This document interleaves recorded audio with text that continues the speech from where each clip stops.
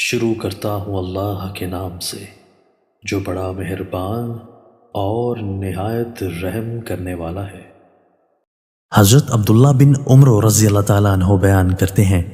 کسی آدمی نے عرض کیا، اللہ کے رسول، معظم تو ہم پر فضیلت لے گئے۔ رسول اللہ صلی اللہ علیہ وآلہ وسلم نے فرمایا، جیسے وہ کہیں ویسے ہی تم کہو،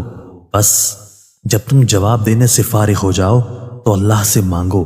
تمہیں عطا کیا جائے گا۔ حضرت سہل بن سعد رضی اللہ تعالیٰ عنہ بیان کرتے ہیں، رسول اللہ صلی اللہ علیہ وآلہ وسلم نے فرمایا، دو دعائیں رد نہیں کی جاتی، یا فرمایا